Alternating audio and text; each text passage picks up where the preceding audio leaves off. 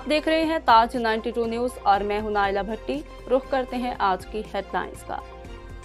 दड़ू से मुख्तियार अली खोखर की खबर शामिल करते हैं। दड़ू के 2 सहाफ़ी समेत झोंक शरीफ के सूफी बरादरान से होने वाली डकैती की वारदात में मुलविस मुलजमान गिरफ्तार। लूटी गई रकम बरामद कर ली गई। DIG हैदराबाद सैयद पीर मोहम्मद शाह और SSP टंडू मोहम्मद खान गुलाम नबी केरियो के नोटिस पर थाना बलड़ी शाह करीम के SHO अल्लाडीनो पनहोर ने इंटेलिजेंस इतलात की बुनियाद पर जुराम पेश अफराद के खिलाफ सख्त कार्रवाई करके चंद रोज़ कबल थाना बलड़ी शाह करीम की हदूद से दड़ू के 2 सहाफ़ी इम्तियाज़ आकाश और जावेद मेमन समेत झोंक शरीफ सूफी बरादरान इश्तियाक अहमद और सूफी इमदाद अब्बास से डकैती की वारदात करने वाले डाकुओं को गिरफ्तार कर लिया। डाकू से लूटी हुई रकम भी बरामद कर ली।